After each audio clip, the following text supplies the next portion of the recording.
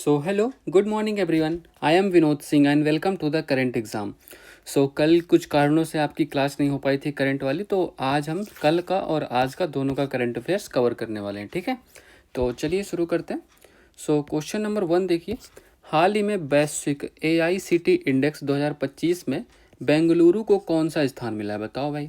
तो बेंगलुरु को कौन सा, देखो अभी वैश्विक AICTE इंडेक्स जारी हुआ है। ठीक है, इसमें देखो बेंगलुरु ने global artificial intelligence city index 2025 में 26वां स्थान हासिल किया, जो भारत के शीर्ष AI R&D और डेटा सेंटर हब के रूप में उभरा है। ठीक है, तो भारत में टॉप पे कौन है, बेंगलुरु। और इसको जारी करता कौन है, मतलब कौन रिपोर्ट जारी करता है, काउंट पॉइंट रिसर्च द्वारा। बिल्कुल भी नहीं पूछा जाएगा, बट आपको मैंने बता दिया। और इसमें पहला स्थान किसका है, तो पहला स्थान आपका सिंगापुर का है, टॉप पे सिंगापुर, दूसरा सोल यूनिवर्सिटी, सोल जो साउथ कोरिया वाला, और थर्ड बीजिंग है। ठीक है, ये ध्यान रखिएगा टॉप 3। और भारत के बारे में ध्यान रखिए, तो भारत के बारे में देखो टॉप स्थान किसका, बेंगलुरु का है, क्योंकि यहाँ पर स्टार्टअप फ्रेंडली इकोसिस्टम मिलता है, इसलिए बेंगलुरु को टॉप स्थान दिया गया, जो कि वर्ल्ड में 26वें नंबर पे है। और अन्य भारतीय शहर कौन से, चेन्नई हो गया, कोलकाता भी इनको शामिल किया गया इसमें। ठीक है, चलिए। और ये तो आप जानते ही हो आर्टिफिशियल इंटेलिजेंस के बारे में, ये सब चीज़ें हैं ना। पहली समिति कहाँ हुई, ब्लेचले UK में। सेकेंड समिति, दूसरी समिति कहाँ होती, सियोल साउथ कोरिया में।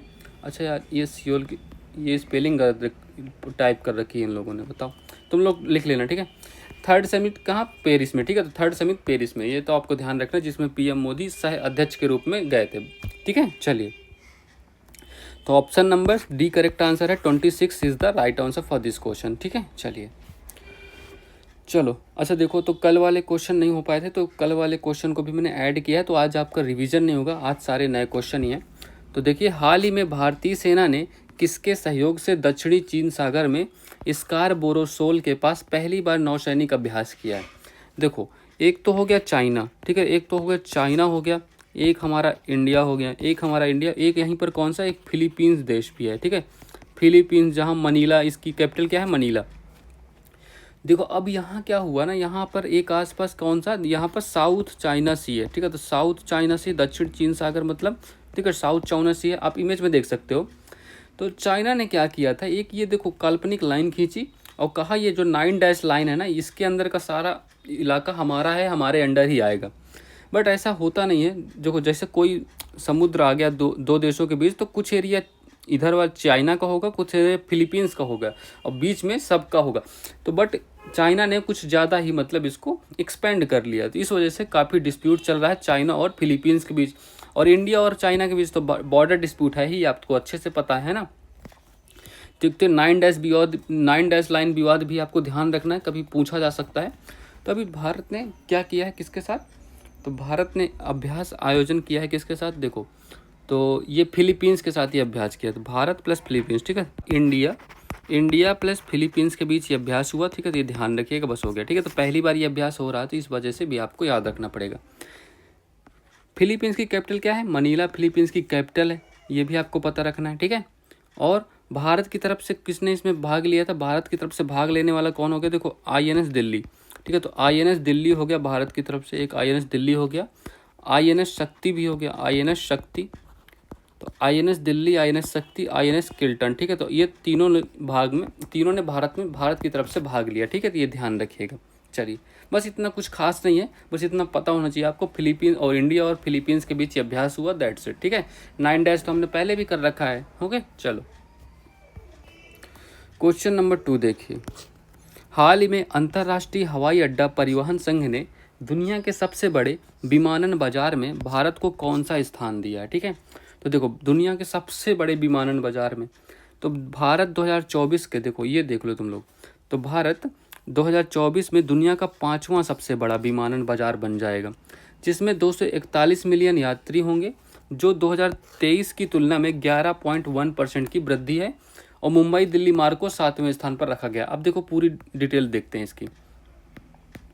चलो, तो विमानन बाजार में 2024 के आंकड़े लिए गए हैं, 2025 से कोई रिलेशन नहीं है। पहला स्थान किसका है, USA के आया है, 87.6 करोड़ यात्रियों ने मतलब यात्रा की। ये घरेलू और अंतर्राष्ट्रीय दोनों को मिला के है। ठीक है, और दूसरे नंबर पे चाइना हो गया, तीसरे पे UK, चौथे पे स्पेन है। अगर भारत के बारे में बात करें तो भारत का 5वां स्थान है, जिसमें 21.1 करोड़ यात्रियों ने यात्रा की। घरेलू प्लस इंटरनेशनल दोनों है, ठीक है। दुनिया के सबसे व्यस्तम एयरपोर्ट में किसका नाम आया? अटलांटा एयरपोर्ट, जो कि यूएसए का है। और जो दिल्ली एयरपोर्ट है उसका 9वें नंबर है, ठीक है। दिल्ली एयरपोर्ट का 9वां स्थान आया, ये भी ध्यान में साथ में ध्यान रखिएगा। और देखो जो मुंबई दिल्ली मार्ग है, इन दोनों का जो मार्ग है ये 7वें स्थान पर आया है, ठीक है। तो ये साथ में कुछ बातें याद रखनी है, ठीक है। तो चलिए ऑप्शन नंबर कौन सा? Option number D correct answer है, 5वां सबसे बड़ा विमानन बाजार भारत का। चलिए, हाल ही में चर्चा में रही 1987 की आईएनएफ परमाणु हथियार संधि का संबंध किससे है? देखो, तो इसका संबंध है रूस और यूएसए से। रूस और यूएसए से इन दोनों ने संधि की थी। इसका फुल फॉर्म क्या? आईएनएफ का फुल फॉर्म लिखो, तो फुल फॉर्म लिख रहा हूँ मैं, ठीक है। तो इंटरमीडिएट और क्या है? रेंज न्यूक्लियर, रुक जाओ, तो इंटरमीडिएट रेंज न्यूक्लियर, ये पूरा फुल फॉर्म लिख लो पहले, तो इससे समझ आ जाएगा। रेंज न्यूक्लियर फोर्सेस ट्रीटी, ठीक है, फोर्सेस ट्रीटी। अब इसका क्या मतलब हो? इसमें मतलब क्या हुआ कि जो हथियार हैं उनको उन पर प्रतिबंध लगाना था, ठीक है। तो हथियारों पर प्रतिबंध लगाना था मेनली। इसमें क्या हुआ था, एक देखो 500 से 5500, तो 500 से जो 5500 किलोमीटर रेंज वाली मिसाइलें होंगी, 500 से 5500 किलोमीटर रेंज की मिसाइलों पर प्रतिबंध, ठीक है। तो ये मिसाइलों पर प्रतिबंध लगाया गया था, ठीक है। तो ये प्रतिबंध लगाया गया था, बट क्या हुआ, अभी यूएसए ने रूस के पास अपनी 2 पनडुब्बियाँ स्थापित की है। तब रूस ने कहा है भैया हम तुम लोग करते हो तो हम भी, रूस ने इससे एग्जिट हो गया, इस संधि से रूस एग्जिट हो गया। तो ये इसलिए चर्चा में बना हुआ है। हर्बल औषधि सुरक्षा और विनियमन पर WHO IRCH कार्यशाला कहाँ प्रारंभ होगी? देखो, तो हर्बल औषधि सुरक्षा और विनियमन पर WHO IRCH की कार्यशाला कहाँ प्रारंभ होने वाली है? तो ये गाजियाबाद यूपी में प्रारंभ होगी, ठीक है। बस इतना ध्यान रखना है। इसके बाद ये गाजियाबाद यूपी में प्रारंभ होने वाली है। चलिए, तो हाल ही में अंतर्राष्ट्रीय सौर गठबंधन का 107वां सदस्य कौन बना है? अभी देखो, जो ISA है, इंटरनेशनल सोलर एलियंस है, उसका कौन सा 107वें नंबर का सदस्य बन गया है। कौन बना? अच्छा, इसका आंसर तुम लोगों ने मार्क किया, ठीक है। चलो, तो उसका सदस्य कौन बना है? देखो, मोल्दोवा। तो मोल्दोवा इसका अंतर्राष्ट्रीय सौर गठबंधन का 107वें क्रम का सदस्य बन गया है। अब इसको, अच्छा, इसकी स्थापना कब हुई थी सौर गठबंधन की? देखो, स्थापना हुई थी COP21 2015 में इसकी स्थापना हुई थी। भारत और फ्रांस ने मिलकर इसकी स्थापना की थी और गुरुग्राम हरियाणा में इसका हेडक्वार्टर है। ये तो आप बहुत पहले से जान रहे हो, है ना। और मोल्दोवा की लोकेशन पहले देख लो। चलो पहले इसका उद्देश्य देखो। तो सौर ऊर्जा निवेश को बढ़ाना, प्रौद्योगिकी और वित्त पोषण लागत को कम करना और विकासशील और विकसित देशों में टिकाऊ ऊर्जा को बढ़ावा देना, ये इसका उद्देश्य हो गया, ठीक है। तो 107वें नंबर का सदस्य मोल्दोवा बन गया, जिसकी कैपिटल क्या है? चिसिनाउ। अब इसकी लोकेशन देख लो तुम लोग। देखो, ये आपका ब्लैक सी दिख रहा है, ब्लैक सी के जस्ट ऊपर, ठीक है। तो यूक्रेन, एक तो ये यूक्रेन हो गया, ये रोमानिया हो गया, ठीक है। तो यूक्रेन रोमानिया के बीच में ये आपको मोल्दोवा दिख रहा होगा, इसी की कैपिटल आपको दिख रही होगी चिसिनाउ, ठीक है। तो ये ध्यान रखिएगा, इसकी लोकेशन भी काफ़ी महत्वपूर्ण है। अच्छा, एक क्वेश्चन मैं आपसे पूछना चाहता हूँ, ठीक है। ये वाली संधि कौन सी है? इस संधि का नाम मैं देखो खूब पढ़ा चुका हूँ, ये मैप में दिखा दिखा के पढ़ा चुका हूँ, ठीक है। इस संधि को नाम बताओ, इस संधि का नाम क्या है, ठीक है, ये बताओ। और इस सागर का नाम भी बताओ, ये सागर भी बताओ। और ये ब्लैक सी किससे जुड़ता है? ये कौन सा सागर है और कौन सी संधि है, ये बताओ। तो अगर पता हो तो बताओ, अदरवाइज मैं टेलीग्राम पे अपलोड कर दूंगा, ठीक है। चलिए, फीफा और AIFF लड़कियों के लिए भारत की पहली फीफा टैलेंट अकादमी कहाँ प्रारंभ करने जा रहे हैं? तो फीफा टैलेंट अकादमी कहाँ? भारत में हैदराबाद में स्टार्ट होने जा रही है। और फीफा तो आप जानते हो। अच्छा, फीफा की स्थापना कब हुई थी? तो 1904 में इसकी स्थापना हुई थी। ज्यूरिख में इसका हेडक्वार्टर, ठीक है। तो ज्यूरिख में इसका हेडक्वार्टर है। चलो, और AIFF के बारे में बताओ। तो ये देखो भारत का है, ठीक है। इसकी स्थापना हुई थी 1937 में। इसका हेडक्वार्टर कहाँ है? दिल्ली में, ठीक है। तो इसका हेडक्वार्टर दिल्ली में है, ठीक है, ये ध्यान रखिएगा। चलिए, हाल ही में सेना प्रमुख जनरल उपेंद्र द्विवेदी ने अग्निशोध अनुसंधान प्रकोष्ठ का उद्घाटन कहाँ किया है? तो इसका उद्घाटन कहाँ हुआ है? IIT मद्रास में, ठीक है। तो इसका उद्घाटन IIT मद्रास में हुआ, ये भी ध्यान रखिएगा। चलिए, क्वेश्चन नंबर 4 देखिए। ध्रुव स्पेस पहला व्यावसायिक मिशन LEAP-1 किससे लॉन्च करेगा? ठीक है, ध्रुव स्पेस देखो जो स्टार्टअप है, प्राइवेट कंपनी है एक ध्रुव स्पेस। तो भारत का उभरता हुआ अंतरिक्ष प्रौद्योगिकी स्टार्टअप ध्रुव स्पेस लीप 1 नामक अपना पहला वाणिज्यिक उपग्रह मिशन लॉन्च करने के लिए तैयार है। ठीक है, तो मतलब ये प्राइवेट कंपनी, प्राइवेट स्टार्टअप है। तो ध्रुव स्पेस कंपनी पहला व्यावसायिक मिशन है, इसका पहला व्यावसायिक मिशन है जो कि बेंगलुरु स्पेस स्टार्टअप है। तो बेंगलुरु में स्थित है ये स्टार्टअप। ठीक है, किसने लॉन्च किया है? तो लॉन्च करने वाला इसको कौन हो गया? लॉन्च फाल्कन 9 से इसको लॉन्च किया गया, जो कि स्पेस एक्स का रॉकेट है। ठीक है, और इसमें हेल्प कौन करेगा हमारी? तो ऑस्ट्रेलिया इसमें सहायता करने वाला है इसकी, ध्रुव स्पेस की। ठीक है, चलिए इसका उद्देश्य क्या है? एआई और पृथ्वी अवलोकन के लिए पेलोड ले जा रहा है। मतलब इसका काम क्या होने वाला है? तो एआई और जो पृथ्वी का अवलोकन होगा उसके लिए पेलोड लेके जाएगा ये। और इसका महत्व क्या है? महत्व भी देखिए, तो यह पेलोड संलयन, रक्षा, आपदा प्रक्रिया, कृषि, खनन और पर्यावरण निगरानी सहित विभिन्न अनुप्रयोगों में क्षमताओं को बढ़ाता है। ठीक है, तो ये सब ध्यान रखिएगा। लीप 1 मिशन किसका है? लीप 1 ध्रुव स्पेस कंपनी का है, फाल्कन 9 रॉकेट से ये जाने वाला है। ठीक है, चलिए हाल ही में असम राइफल्स और भारतीय वायुसेना ने भूस्खलन के कारण कटे हुए गांवों की सहायता के लिए ऑपरेशन सहयोग कहाँ चलाया है? देखो यार, अभी उत्तराखंड के उत्तरकाशी में कितना खतरनाक बादल फटा है, वहाँ पूरा गांव का गांव बह गया है यार। मतलब वो वीडियो अगर आपने देखा हो, कितना दुखद था वो। ये प्रकृति के साथ छेड़छाड़ जो कर रहा है इंसान ना, उसी का सब फल है। क्या ही करें, रोड पे रोड, इनको सब पैसा चाहिए, पैसा पैसा। पेड़ पौधों के साथ रहना ज़्यादा सुखदमय है कि बिल्डिंगों और रोड के साथ रहना। इतना समझ आ जाएगा जब इंसान को, तब थोड़ा बेहतर लगेगी दुनिया। बट सब ये सब चलो कोई बात नहीं। उत्तराखंड के लोग काफ़ी विरोध करते हैं, हमारे यहाँ मत बनाओ रोड, तुम मत बनाओ, लेकिन नहीं, they are creating infrastructure and all. चलो छोड़ो, ठीक है। तो ऑपरेशन सहयोग चलाया गया था। ऑपरेशन असम राइफल्स और भारतीय वायुसेना ने चलाया ऑपरेशन सहयोग।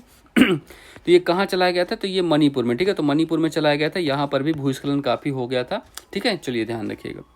हाल ही में चर्चा में रही सवालकोट जल विद्युत परियोजना कहाँ स्थित है? सवालकोट ये आपका जम्मू कश्मीर के रामबन में। ठीक है, तो रामबन में। अब ये कहाँ पे बनाया गया है? तो जो चेनाब का जो आर्क ब्रिज, मैंने दुनिया का सबसे ऊंचा ब्रिज बताया था ना, वहीं पर, उसी के लिए बनाया गया है। 2185 मेगावाट का ये विद्युत जल विद्युत परियोजना है। ठीक है, चलिए क्वेश्चन नंबर 5 देखिए। हाल ही में भारत इलेक्ट्रिक मोबिलिटी इंडेक्स किसने लॉन्च किया है? ठीक है, तो भारत इलेक्ट्रिक मोबिलिटी इंडेक्स ये है क्या?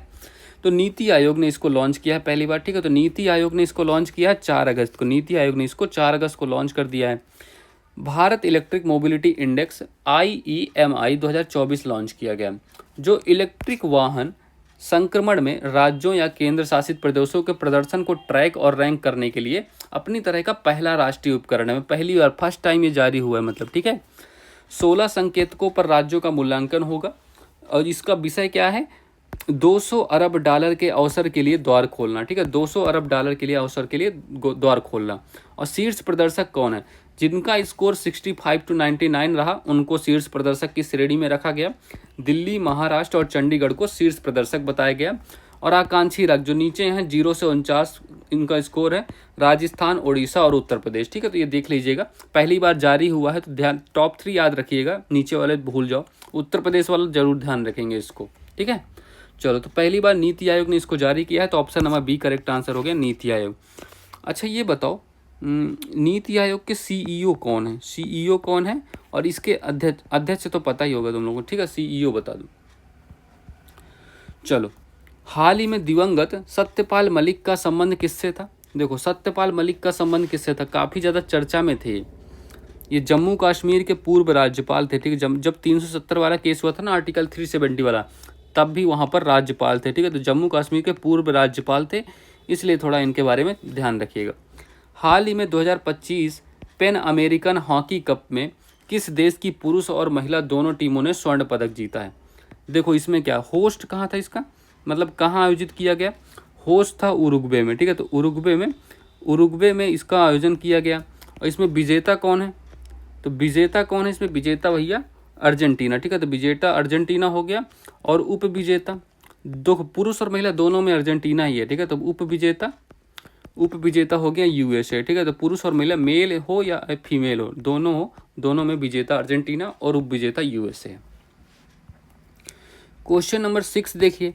हाल ही में लोकसभा ने किस राज्य की विधानसभा में अनुसूचित जनजाति को आरक्षण प्रदान करने हेतु एक विधेयक पारित किया है। बताओ भाई। तो अभी देखो काफ़ी चर्चा में रहा, क्यों? क्योंकि देखो गोवा की जो विधानसभा है वहाँ टोटल कितनी सीटें हैं? 40 सीटें हैं।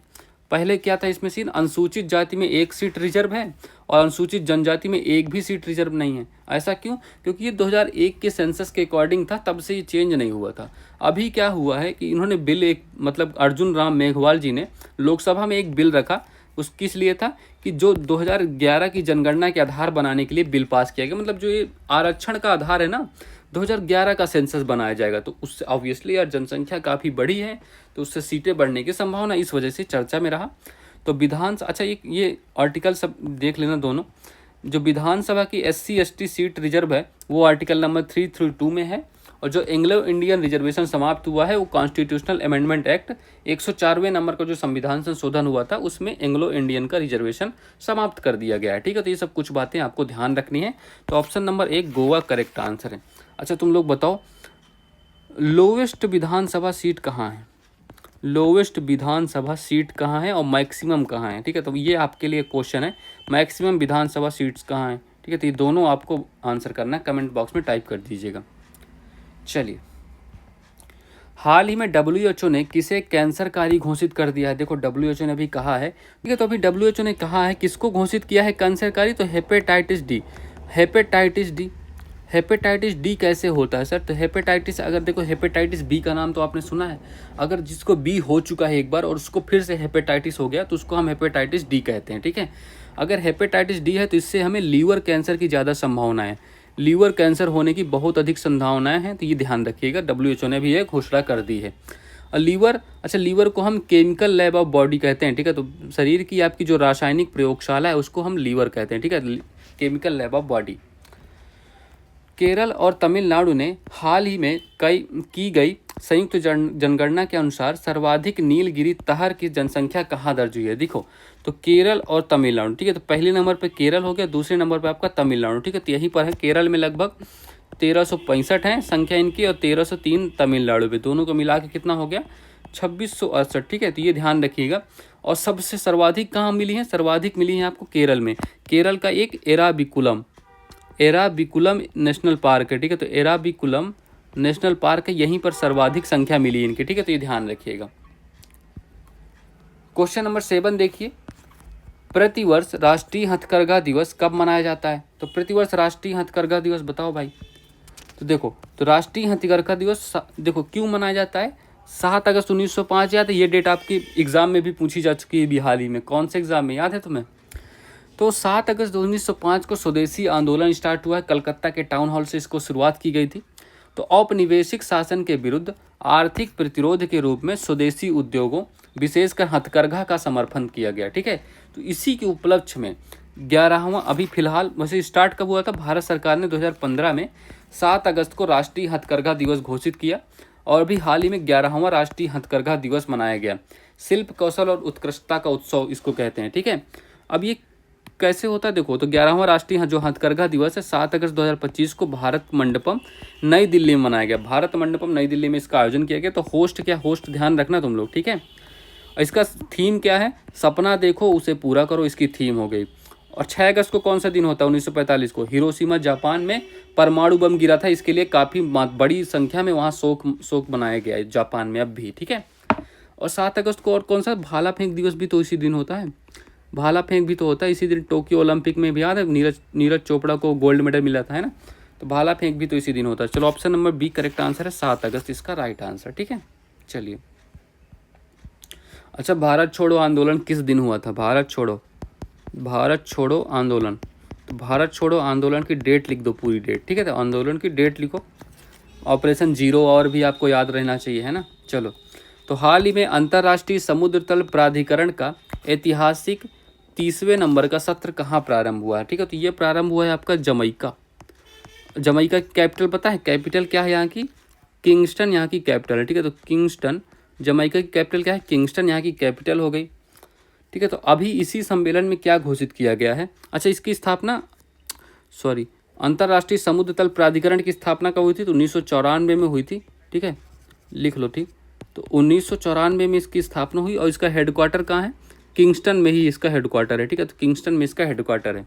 तो इसी में भी घोषणा की गई कि 1 नवंबर को कौन सा दिवस, इंटरनेशनल गहरा समुद्र तल दिवस मनाया जाएगा। ठीक है, तो इंटरनेशनल गहरा समुद्र तल दिवस सेलिब्रेट होगा 1 नवंबर को पहली बार। ठीक है, तो इस बार ये ध्यान रखिए कि ये घोषणा हुई है इस बार को। चलिए, हाल ही में लड़कियों की उच्च शिक्षा को बढ़ावा देने के लिए मुख्यमंत्री निजुत मोइना आसोनी 2.0 किसने प्रारंभ की है। इसको प्रारंभ करने वाला कौन हो गया, असम। ठीक है, तो इसको प्रारंभ करने वाला असम हो गया, ये ध्यान रखिएगा। और क्या याद रख सकते हो, इसमें क्या होगा, जो हाई स्कूल की लड़कियां हैं उनको क्या 10,000 रुपये पर माह मिलेगा, 10,000 रुपये पर महीने। और जो स्नातक वाली हैं, ठीक है, तो स्नातक वाली हैं उनको 12,500 पर माह मिलेगा। ठीक है, तो पर माह 12,500। और जो पीजी करेंगे, जो पीजी में एडमिशन लेंगे उनको 25,000 पर माह। ठीक है, तो ये ध्यान रखिएगा। इस कुल मिला के नामांकन बढ़ाने के लिए ये योजना स्टार्ट की गई है। So that's all for this class. Please like कर दीजिएगा, शेयर कर दीजिएगा और सब्सक्राइब करना मत भूलिएगा। ठीक है, चलिए, so all the best, have a good day and